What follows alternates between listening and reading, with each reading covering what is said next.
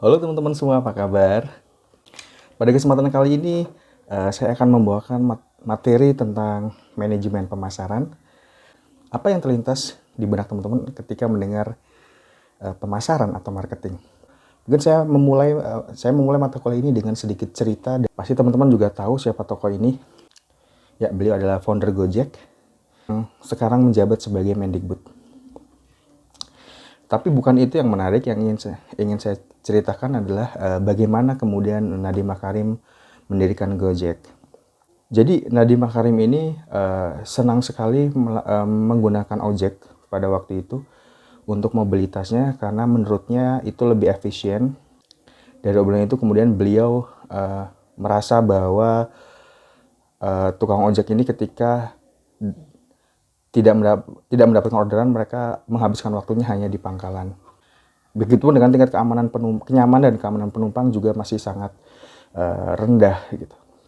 Dari hasil ini kemudian beliau mendirikan Gojek, ya, sebuah aplikasi ojek online yang menghubungkan antara pengguna jasa ojek dengan tukang ojek secara digital. Tokoh yang kedua adalah ini, mungkin teman-teman yang kenal. Ya, beliau adalah Tony Fernandes, pendiri dari AirAsia. Apa yang menarik dari cerita beliau?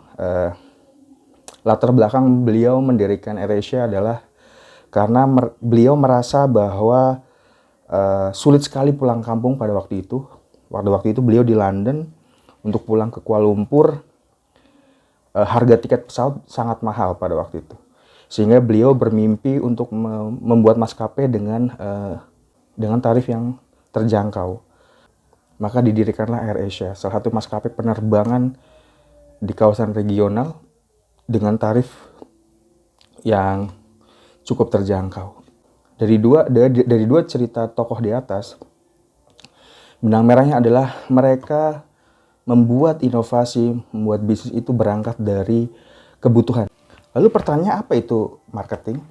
Menurut Philip Kotler, salah satu tokoh marketing penting dunia, bukunya bestseller semua, bahwa pemasaran adalah kegiatan manusia yang diarahkan pada usaha untuk memuaskan keinginan dan kebutuhan melalui proses pertukaran.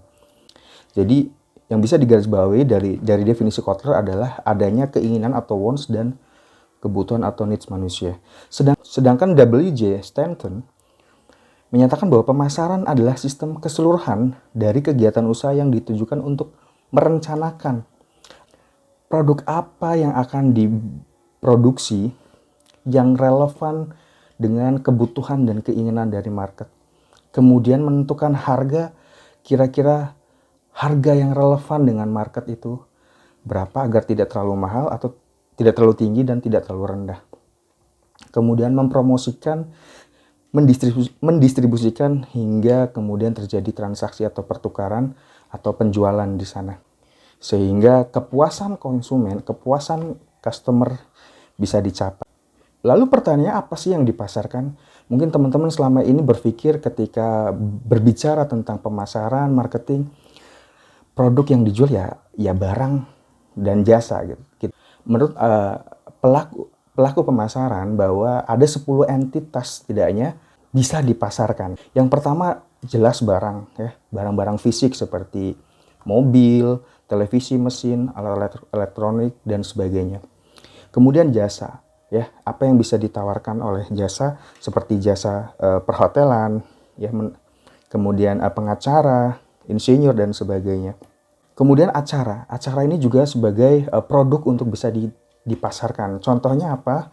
Misalnya acara-acara pameran, acara-acara besar, bahkan Olimpiade atau bahkan Asian Games yang baru saja diselenggarakan di Indonesia 2018 lalu yang begitu meriah gitu ya.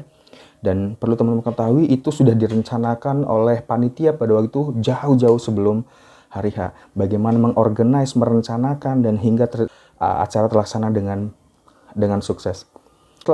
Kemudian selain acara juga ada pengalaman. Pengalaman juga bisa kita bisa kita pasarkan. Misalnya ada di Amerika ada Walt Disney, Walt Magic Kingdom. Tempat itu menawarkan pengalaman kepada customer, kepada konsumen, kepada masyarakat yang ingin merasakan bagaimana kehidupan di Disney. Kemudian ini yang banyak sekarang terjadi adalah orang ya. Jadi mungkin teman-teman sekarang kita lihat ada profesi selebgram, ada YouTuber.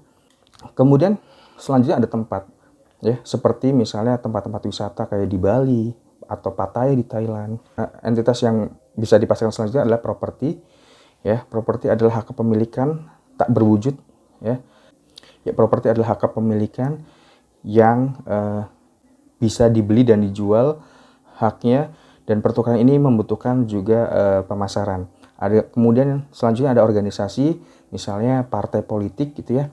Bagaimana kader-kader partai politik ketika pemilu menarik simpati dari konstituennya, pendukungnya untuk mendukung partai politiknya agar bisa mendapatkan kursi di parlemen misalnya. Itu juga membutuhkan pemasaran. Kemudian informasi. Ya. Informasi juga dipasarkan seperti apa, misalnya majalah gitu ya. Saya ingat banget ketika waktu itu 2014 ketika Pak Jokowi baru dilantik, salah satu majalah terkenal di Amerika, waktu itu terkemuka di Amerika, majalah Time, memuat wajah beliau sebagai cover majalah dengan judul A New Hope gitu ya. Jadi seolah-olah majalah Times ini ingin menawarkan informasi kepada pelanggannya untuk memberikan informasi tentang harapan baru itu yang akan dibawa Pak Jokowi pada waktu itu gitu ya.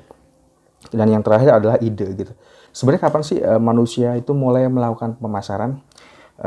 Di sini saya bagi menjadi 7 tahap. Yang pertama itu ketika manusia itu masih memenuhi kebutuhannya sendiri-sendiri gitu, masih individualis. Jadi dapat sesuatu, menanam sesuatu untuk dirinya sendiri, dan itu belum ada pemasaran. Kemudian tahap kedua adalah tahap beberapa yang sudah membentuk satu satuan keluarga, beberapa keluarga, kemudian bercocok tanam, ternak dan sebagainya untuk kebutuhan masing-masing, tapi belum terjadi pertukaran gitu ya. Tahap ketiga di sini mulai ada barter-barter sederhana, barter-barter kecil, ya mulai ada spesialisasi. Kemudian di tahap berikutnya, tahap keempat, di situ sudah mulai kemudian manusia mengenal pasar gitu ya. Jadi barter itu sekarang sudah tidak individualis lagi, tapi dilakukan di suatu tempat yang disebut dengan pasar. Yang pada awalnya pasar itu hanya dilaksanakan cuma beberapa hari-hari tertentu saja, namun dalam perkembangannya menjadi suatu pasar yang permanen.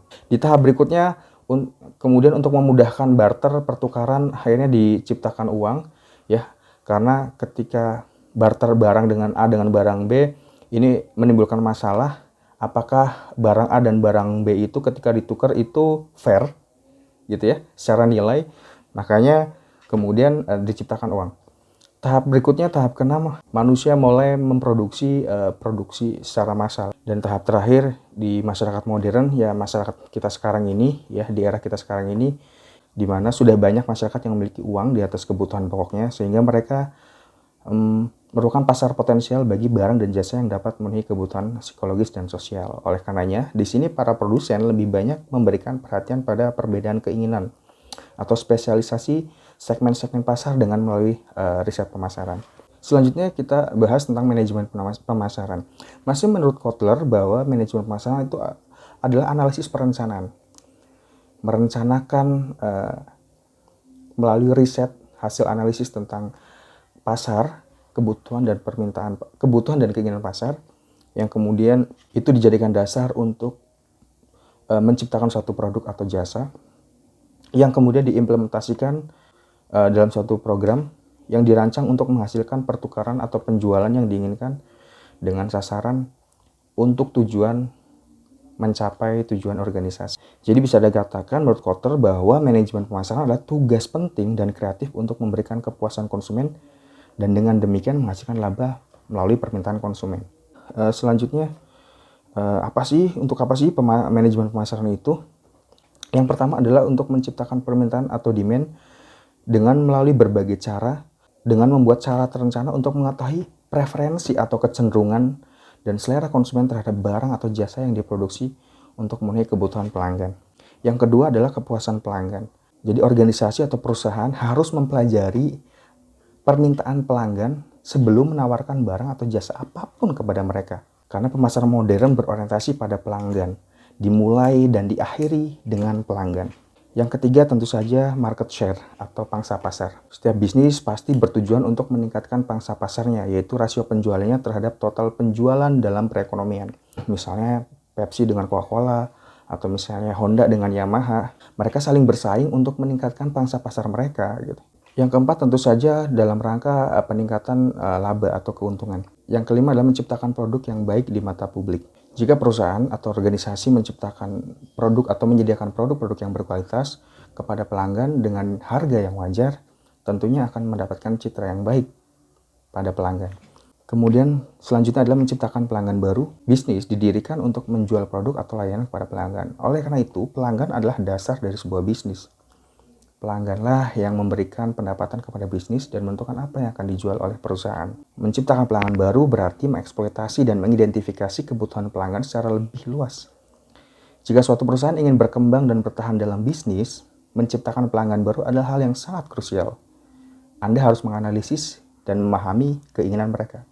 Sekali lagi, pemasaran modern adalah dimulai dari pelanggan dan diakhiri dengan pelanggan. Kemudian tujuan manajemen yang terakhir adalah untuk tentu saja memuaskan pelanggan. Menciptakan pelanggan baru saja tidak cukup.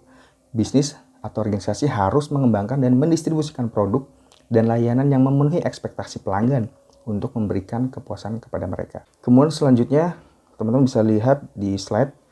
Ya, ini adalah bagian dari konsep pemasaran, di mana pemasaran itu dimulai dari menganalisis kebutuhan dan permintaan market atau pasar. Kemudian dilihat ada permintaan, maka kemudian diciptakan produk yang relevan dengan kebutuhan dan keinginan hasil dari analisis kebutuhan dan keinginan market. Setelah tercipta produk, maka kemudian produk itu akan menghasilkan kepuasan bagi pelanggan. Mereka tertarik untuk melakukan pembelian dan di sini terjadi pertukaran atau transaksi. Dan bagaimana proses pemasaran? Secara sederhana bisa dilihat di slide di bagian bahwa produsen, industri ya, perusahaan mengkomunikasikan barang atau jasa atau produknya kepada pasar atau pembeli. Kemudian pasar pembeli memberikan informasi apa yang mereka butuhkan dan apa yang mereka inginkan kepada industri. Dari informasi tersebut kemudian industri menciptakan barang dan jasa yang bisa dijual kepada pasar. Dan pasar memberikan feedback dengan membelinya dengan uang. Di sini terjadi transaksi atau pertukaran.